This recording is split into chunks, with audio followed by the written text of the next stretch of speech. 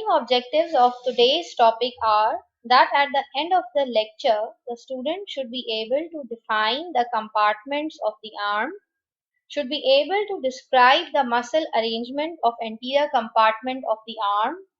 The student should be able to know the actions and the nerve supply of the arm muscles. The student should be able to describe the neurovasculature of the anterior compartment and explain the clinical correlation of anterior compartment of the arm. Bismillahirrahmanirrahim. Now you know that arm is the region which is present between the shoulder and the elbow. This part of the upper limb which is present between the shoulder and the elbow is called as arm. This arm communicates superiorly with the axilla. You can clearly look into the figure that superior aspect of the arm communicates medially with the axilla. The nerves and the vessels pass into the arm first by passing through the axilla. The inferior aspect of the arm connects with the forearm through the cubital fossa. Cubital fossa is a triangular area present anterior to the elbow joint, and it will be discussed in the next class. When you look the arm, when you dissect the arm, you find that it is divided into two compartments by the medial and the lateral intermuscular septas. Now these septas, these partitions arise from the deep fascia covering the arm and are attached to the humerus. They are attached on the medial and the lateral supraepicondylar ridges of the humerus. Now you remember that the limb is covered by skin. Beneath the skin we have a superficial fascia. Beneath it we have a deep fascia. Fascias are actually connective tissues. So the deep fascia is sending inside two septas, two partitions which are called as lateral intermuscular septum and the medial intermuscular septum. The two septas are attached on the humerus and they divide the arm into two compartments, anterior compartment and a posterior compartment. The anterior compartment is also called as flexor compartment because the muscles present in the anterior compartment are responsible for performance of a movement of flexion at the elbow joint. The posterior compartment is also called as extensor compartment because the muscle present in the posterior compartment is responsible for extension of the arm at the elbow joint. Now we will discuss the contents of the anterior compartment of the arm. The anterior compartment of the arm has three important muscles: coracobrachialis, coracobrachialis, biceps brachii, brachialis. So it has three important muscles which are present in the anterior compartment. There is brachial artery, brachial veins, musculocutaneous nerve, median nerve, ulnar nerve, and the radial nerve. So in the exam, we can put a question that name the contents of the anterior compartment of the arm.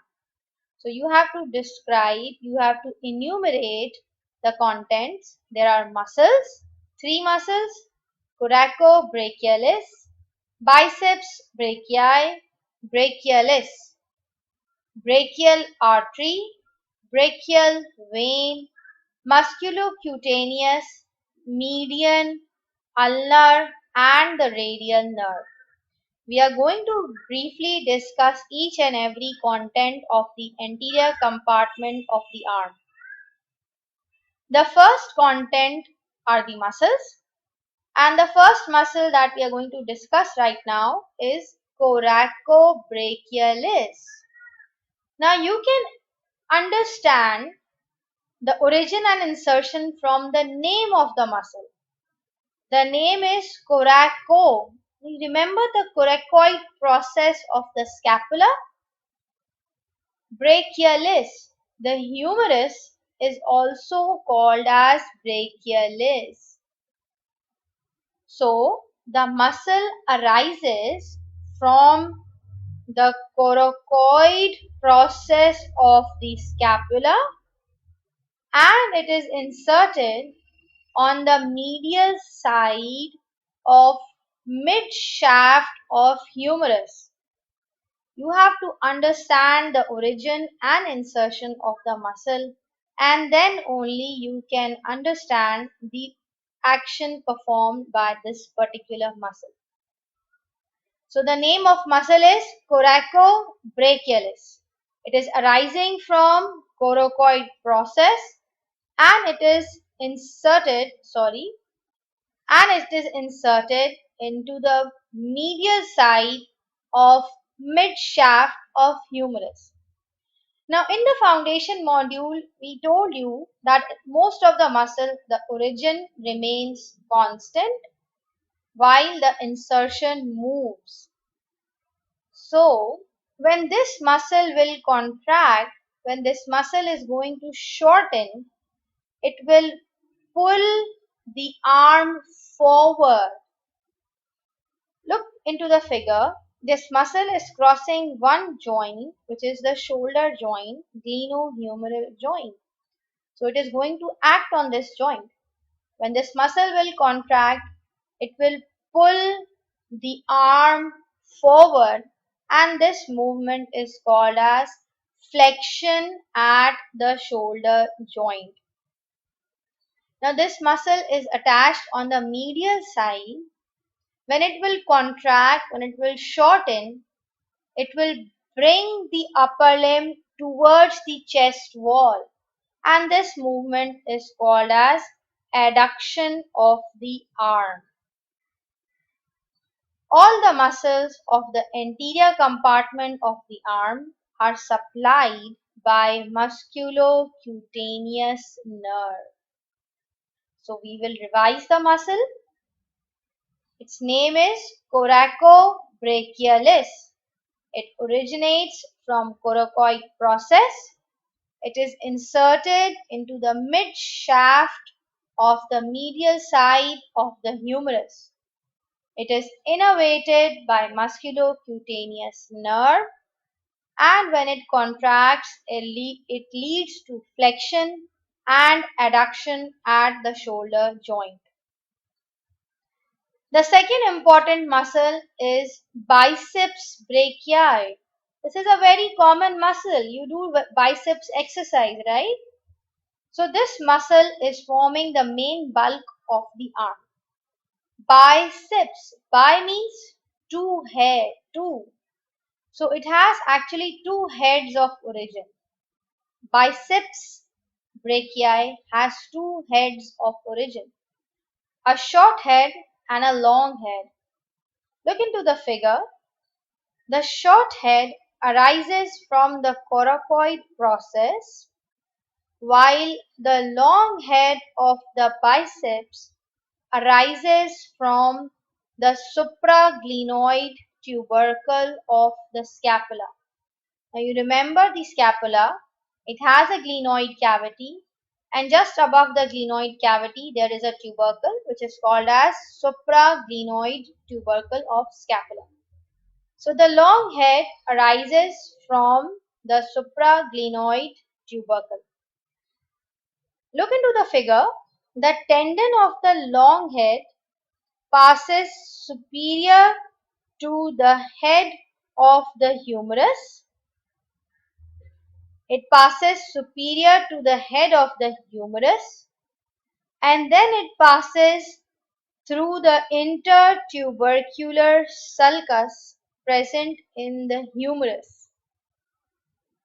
The tendon then runs down and joins the fleshy part of the muscle. So you have to remember this point, that the long head, the tendon of the long head passes between the intertubercular sulcus and is attached to the supraglenoid tubercle of the scapula. The fleshy part converges into a tendon, and the tendon is inserted into the radial tuberosity. Now, in the forearm, there are two bones, radius and ulna. The radius is on the lateral side. It has an elevation which is called as radial tuberosity. The tendon converges and is inserted into the radial tuberosity. Now look carefully into the figure. As the tendon enters the forearm, a flat a flat sheet of connective tissue called as bicipital aponeurosis fans out from the medial side of the tendon and blends with the deep fascia covering the anterior compartment of the forearm.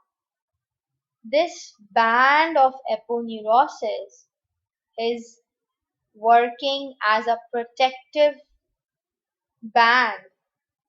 It is covering the important nerves and vessels which are going to pass in front of the elbow joint and enter into the forearm. So what we are going to revise it now. The biceps brachii, as its name indicates, bi means it has two heads. Short head arising from coracoid process, long head arising from supraglenoid tubercle. The tendon of long head passes between the intertubercular sulcus. The fleshy muscle converges to form a tendon which is inserted into the radial tuberosity. From the tendon, a flat sheath of connective tissue, a band of connective tissue emerges, which is called as bicipital aponeurosis. It merges with the deep fascia of the forearm. So, now the origin remains constant and the insertion is going to move. So, when this muscle is going to contract, it is going to flex the elbow. It is going to flex the arm at the elbow joint. Look into the figure. It is crossing the elbow joint, so it is going to perform the main function at the elbow joint. The biceps brachii is a powerful flexor of the elbow joint, as well as it is a supinator of the elbow joint. This muscle is also crossing the shoulder joint. So when it is going to contract, it will work as a weak flexor of arm at the shoulder joint. The main function is performed at the elbow joint, and the main function is powerful flexion and supination at the elbow joint. It is innervated again by the musculocutaneous nerve. Now look into the figure. When there is a road traffic accident or any injury, There is rupture of tendon of the long head of biceps brachii. It produces a characteristic deformity on flexing the elbow. There is presence of an extremely prominent bulge of the muscle belly. When the muscle will contract, when there will be flexion of the elbow, will be production of a prominent bulge in the anterior aspect of the arm, and this is called as Popoi deformity. It is called as Popoi deformity. Rupture of tendon of long head of biceps producing a characteristic bulge in the anterior aspect of the arm. The third muscle of the anterior compartment is the brachialis muscle. It is arising from the distal half of the anterior aspect of the humerus, and it is inserted into the ulnar tuberosity. Now remember, biceps was inserted into the radial tuberosity. Brachialis muscle, I'm repeating, brachialis is inserted into the ulnar tuberosity. It is supplied by musculocutaneous nerve as well as by the radial nerve. When this muscle will contract, it will lead to powerful flexion at the elbow joint. It is crossing only one joint, so it is going to produce action at the elbow joint. We have discussed the three muscles: coracobrachialis, biceps brachii, and the third is brachialis. All of them are supplied by musculocutaneous nerve. Now we are going to move the neurovasculature which is present in the anterior compartment of the arm. The first and the important artery which is present in the arm is the brachial artery. The brachial artery begins as a continuation of the axillary artery at the lower border of the teres major muscle. The axillary artery runs in the axilla, and as it crosses the lower border of the teres major muscle, its name changes and now it becomes the brachial artery. The brachial artery runs in the arm. It ends in the cubital fossa by dividing into a radial artery and an ulnar artery. The course of the artery. Now look into the figure. In the proximal arm, the brachial artery lies on the medial side. In the distal arm, it moves slightly laterally. It crosses anteriorly to the elbow joint, and the important landmark is it lies immediately medial to the tendon of biceps brachii muscle. So whenever we want to palpate the brachial artery, we will palpate it medial to the tendon of biceps brachii muscle. This is a very important landmark. You have to remember this point, that brachial artery is lying anterior to the elbow joint, medial to the tendon of biceps brachii muscle. The brachial artery in the arm gives different branches. The first are the muscular branches which supply to the muscles. The second, it gives a nutrient artery. Look into the figure. Sorry. It gives a humeral nutrient artery. The nutrient artery to the humerus enters the bone through the nutrient foramen. It gives a large branch which runs in the posterior compartment and is called as profunda brachii artery. It gives two more branches, a superior ulnar collateral artery. inferior ulnar collateral artery.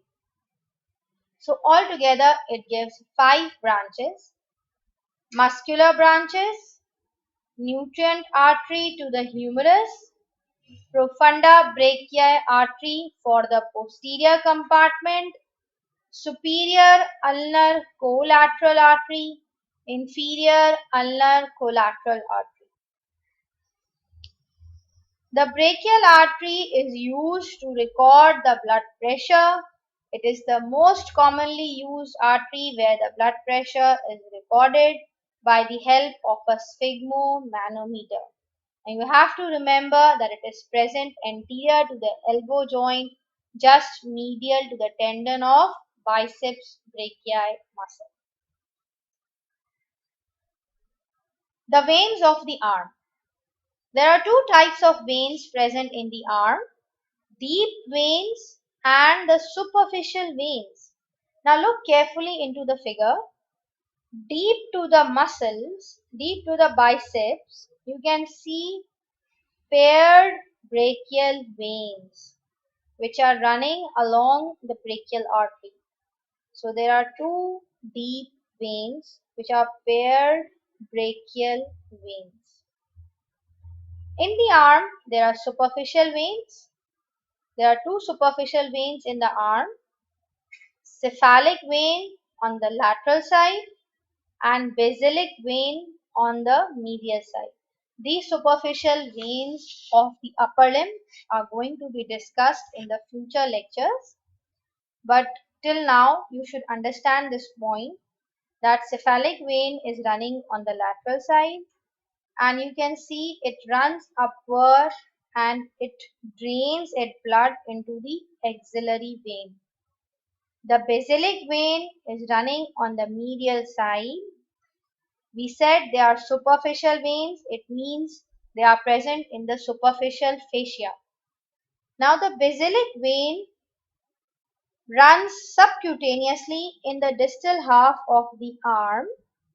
It then penetrates the deep fascia and becomes deep, enters into the arm. It penetrates the deep fascia and continues upward and forms the axillary vein at the lower border of the teres major muscle. So, if I ask you how the axillary vein is formed, your answer will be it is the continuation of the basilic vein. The basilic vein, as it crosses the inferior margin of teres major, its name changes and now it becomes the axillary vein. So the basilic vein is a superficial vein in the distal half of the arm. It penetrates the deep fascia and continues upward and becomes the axillary vein. The paired brachial veins, deep brachial veins, enter into the basilic vein or they enter into the axillary vein. For anatomy, you have to see the images. You have to understand the images. Then you can memorize the anatomy. Okay, so we have done the muscles, we have done the brachial artery, we have done the veins. Brachial vein, cephalic and basilic vein. Now we are going to move to the nerves. The first and the most important nerve of this compartment is the musculocutaneous nerve. The musculocutaneous nerve arises from the brachial plexus. Look into the figure again. It is piercing the coracobrachialis muscle. Now it is an important BCQ point. It is piercing which muscle? The question is, which muscle is penetrated or pierced by the musculocutaneous nerve? Your answer will be musculocutaneous nerve pierces the coracobrachialis muscle. So it pierces the coracobrachialis. It runs between the biceps and the brachialis muscle. It then penetrates the deep fascia and continues as the lateral cutaneous nerve of forearm. The musculocutaneous nerve gives motor innervation to all the muscles in the anterior compartment of the arm. It gives sensory innervation to the skin on the lateral surface of the forearm. So, is the concept clear to you? If it is not clear, you can message me on the Google Classroom. I am repeating, the musculocutaneous nerve arises from the brachial plexus. It pierces the coracobrachialis. It runs between the biceps and the brachialis, supplies the muscle, and leaves the arm by piercing the deep fascia, and now it becomes the lateral cutaneous nerve of forearm. It gives the sensory supply to the lateral surface of the forearm. The second nerve which is present in the anterior compartment is the median nerve. Now again you have to look into the figure. The median nerve enters the arm from the axilla at the inferior margin of the teres major muscle. Now look into the figure. In the upper arm, the nerve is present lateral to the brachial artery. Now you have to remember the course, the relationship, the position of the median nerve as well as of the other nerves. The median nerve in the upper arm is lateral to the brachial artery. In the lower arm, you can see it crosses the brachial artery and now it becomes on the medial side. In the lower arm, it crosses to the medial side of the brachial artery and now it is present medial to the brachial artery anterior to the elbow joint. तो हमें क्या याद रखना है कि median nerve lateral पे थी, फिर एंटीरियरली क्रॉस हुई और अब कहां पर आ गई finally medial side of the brachial artery. Okay, there is a clinical for the median nerve. Now sometimes there is an embryological remnant of the coracobrachialis. This embryological remnant is called as ligament of Struthers. It compresses the median nerve and the compression of median nerve results in weakness of the muscles of the forearm and the thenar muscles which are present in the hand. So till now you just have to remember embryological remnant of coracobrachialis called as ligament of Struthers can compress the medial nerve leading to weakness of the forearm and thenar muscles. The next nerve, which is median nerve, does not give any branch in the arm, it just passes and enters into the forearm. The next nerve is the ulnar nerve. Ulnar nerve also, it does not give any branch, it just have to pass through the arm and you have to remember its course. Now you can see in the figure the ulnar nerve runs medial to the axillary artery as well as to the brachial artery. इसको परेशानी है ये पीछे चली जाती है. What it does, it runs backward. It runs into the posterior compartment. Now what it does, in the mid-arm, it pierces the medial intermuscular septum and enters into the posterior compartment. And you can see in the figure, it is running just behind the medial epicondyle of the humerus. So you have to remember the course of the ulnar nerve and what the course is. It is a very naughty nerve. It is running on the medial side of the brachial artery in the mid-arm, pierces the septum enters into the posterior compartment and runs just behind the medial epicondyle of the humerus and enters into the forearm. आगे वो क्या करती है देखा जाएगा. The radial nerve, again you have to learn the course. It enters the arm and it immediately enters into the posterior compartment. Now in the mid-arm, the radial nerve pierces the lateral intermuscular septum and enters into the anterior compartment and lies anterior to the lateral epicondyle of the humerus and enters into the forearm. So this is how the nerves, they are passing from the arm into the forearm. They are taking different routes. कोई हैदराबाद जा रहा है, कोई कराची जा रहा है, कोई सक्खर जा रहा है. So they are passing, actually they all are going into the forearm but taking different routes. And you have to memorize their course. Thank you so much.